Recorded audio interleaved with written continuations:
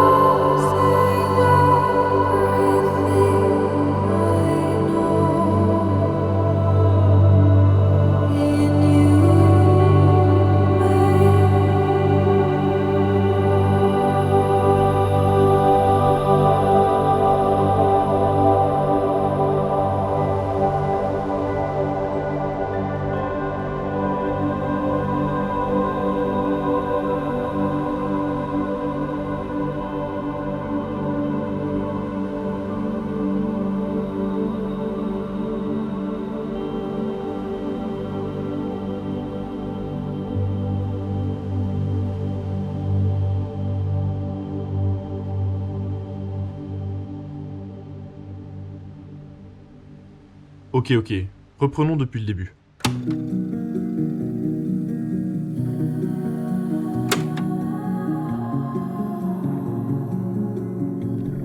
À peine arrivé à Tromsø, l'année dernière, un des premiers endroits dont on m'a conseillé d'aller visiter, ce sont les îles Lofoten.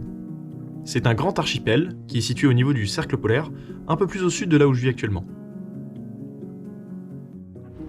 Alors je suis parti, j'ai pris un avion, il était tout petit, c'était vraiment les montagnes russes là-dedans, et j'ai pu commencer à explorer ce fameux lieu si insolite dont on m'avait toujours parlé. Et j'ai vraiment pas été déçu du voyage. J'ai commencé mon périple par le village d'Enningsvær. Il est connu pour être divisé en plein de petites îles, mais également grâce à son stade de foot, qui est construit vraiment les pieds dans l'eau.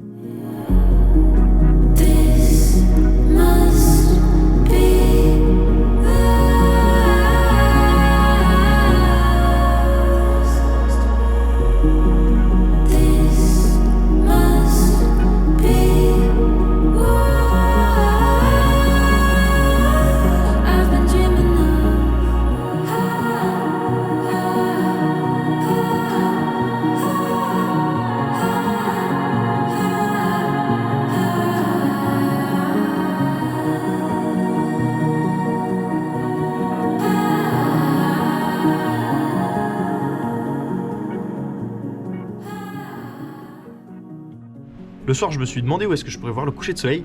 Eh bien, quoi de mieux que la plage de Sopstad pour l'admirer. Enfin, du peu qui restait parce qu'on voyait pas grand-chose. Et là, il y a une chose qui m'a surpris en me baladant sur ces îles, c'est la couleur de l'eau. Parfois, elle est d'un bleu très clair, c'est vraiment super joli.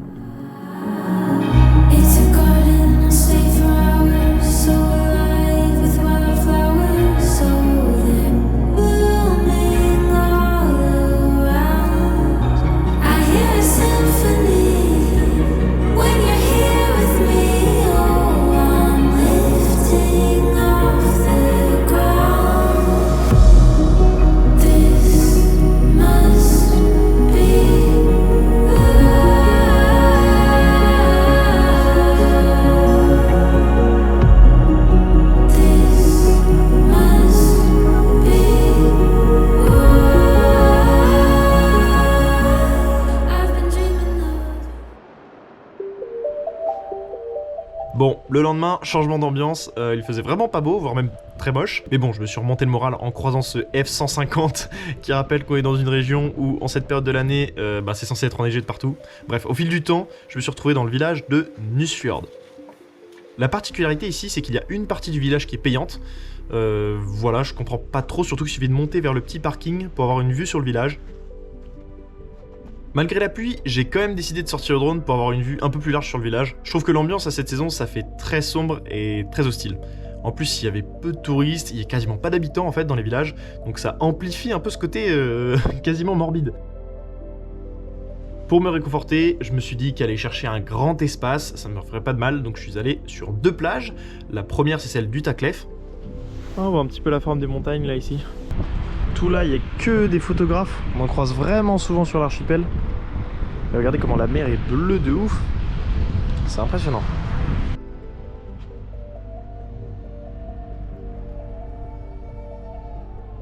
Je vais voir s'il n'y a pas moyen de faire descendre le drone là. J'ai eu la brillante idée de voler avec le drone alors que le vent était beaucoup trop fort.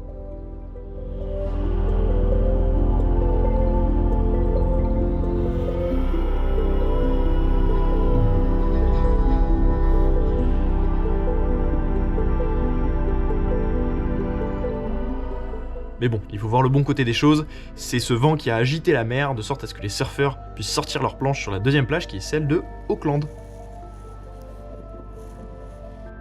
J'ai clôturé ma journée et là, sans coucher de soleil, j'étais trop déçu, mais les mouettes étaient là pour m'accompagner dans le village de Sund, qui je pense qu'en été doit être sublime, mais bon là c'était pas vraiment les conditions idéales. Oh le pic, regardez, c'est impressionnant. Ça ressort des nuages.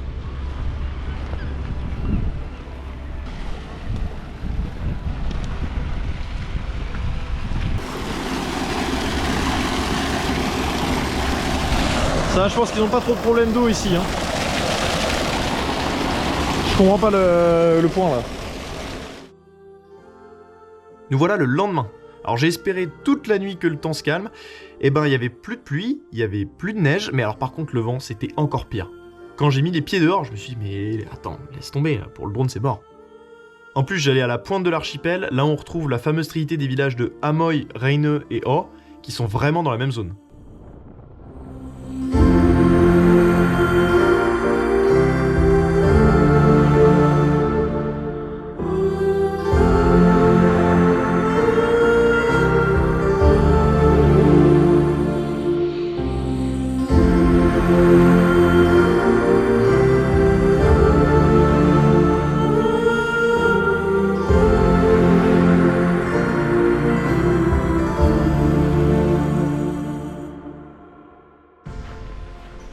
Ok, donc on est arrivé à Reineux, j'ai parlé à 2-3 dronistes qui traînaient dans le coin.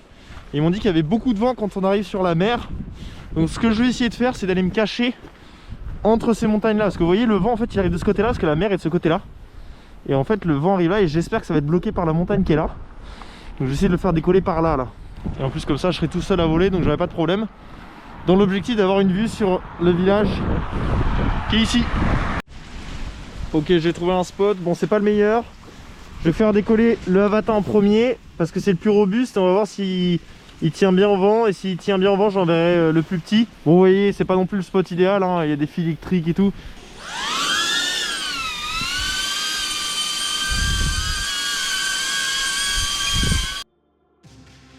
Bon, j'étais pas super serein, mais ma technique de se cacher derrière les montagnes avait l'air de plutôt bien marcher. Donc j'ai pu prendre un peu d'altitude, puis me retourner pour voir le village d'en haut.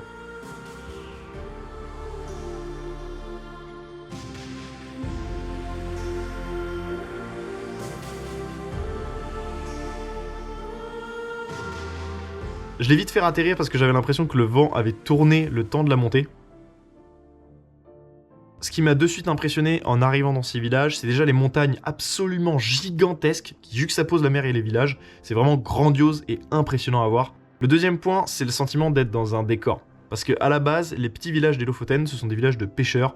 Mais en fait, avec le temps, et surtout avec le tourisme, c'est devenu carrément plus une attraction qu'un centre de pêche. Si vous ajoutez à cela le fait qu'à cette période, il y a très peu de monde, on a parfois un peu le sentiment de traverser des villages fantômes. C'est pour cela que je préfère remonter un peu plus au nord de l'archipel pour avoir plus d'espace, et c'est donc ce que j'ai fait en allant voir encore une plage. Celle-ci, c'était celle de Skagshenden.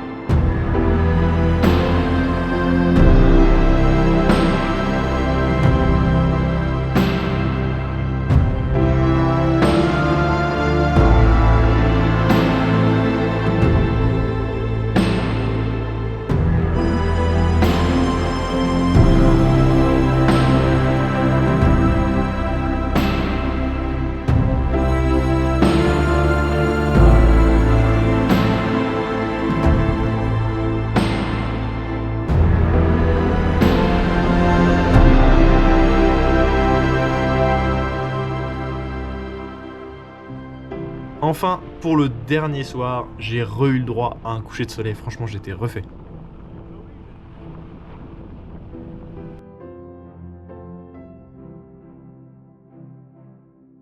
Bon les amis, un petit mot avant de finir cette vidéo, je voulais revenir un peu sur le matériel que j'ai utilisé pour filmer cette dernière. Alors en termes de drone surtout parce que je me suis rendu compte que j'étais pas hyper précis.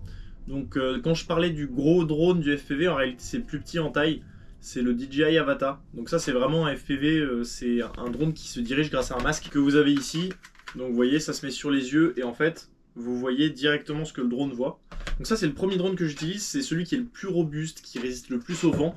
Donc c'est pour ça que souvent c'est le premier que j'envoie quand je suis pas sûr des conditions météo. Et ensuite si tout va bien j'envoie celui-ci, donc c'est un DJI Mavic Mini, c'est les premières générations. D'ailleurs si vous voulez commencer le drone, je vous conseille vraiment d'aller là-dessus, c'est le moins cher et le plus fiable, le meilleur quoi, tout simplement quand on veut débuter. Et ça fait des super plans flat. Donc ça c'est le deuxième drone que j'utilise. Et après niveau caméra j'utilise ce petit Panasonic qui filme en 4K. Donc ça c'est pour tous les plans cinéma que vous voyez un peu style carte postale. Voilà, et puis après sinon j'ai la GoPro avec laquelle je filme. Alors petite conclusion, pour finir cette vidéo en beauté les amis, les Lofoten en hiver, du coup moi je suis convaincu, c'est très bien parce qu'il n'y a pas grand monde en fait, il n'y a pas de touristes, c'est le point majeur. Par contre il y a un inconvénient, c'est qu'il faut avoir de la chance sur le temps quoi. Sinon quand il y a la neige c'est vraiment très beau, en fait ça change beaucoup. Par contre j'ai un petit reproche, c'est que plus on avance vers la pointe des Lofoten, plus c'est angoissant quoi. C'est-à-dire que là la neige avait fondu en plus donc c'était très très sombre, il n'y a qu'une seule route, on arrive vers la fin, c'est de plus en plus coincé. C'est magnifique parce qu'il y a des grandes montagnes et c'est impressionnant comme paysage, mais c'est pas vraiment un environnement très accueillant. Mais par contre on a des petits villages typiques qui parfois font un peu village fantôme, on doit l'avouer, des fois on se sent vraiment seul parce qu'il n'y a que des touristes et en hiver il n'y a pas beaucoup de touristes donc en fait il n'y a pas grand monde. Je pense que la majorité des habitations ici soit elles sont pour le tourisme en été, soit elles sont pour les cabines pour les Norvégiens. Donc voilà les amis, c'est la fin de cette vidéo, j'espère qu'elle vous a plu. Si c'est le cas, n'hésitez pas à suivre cette chaîne parce qu'on va sûrement refaire plein de trips comme ça et on va sûrement en faire aussi avec les copains. Là j'étais tout seul pour celui-ci, mais là les prochaines fois je pense qu'il y aura les fameux énergumènes que vous voyez souvent dans les vidéos. Donc si ça vous a plu, n'hésitez pas à suivre cette chaîne et puis on se retrouve comme d'habitude mercredi prochain. Ciao ciao. Et fin de tournage.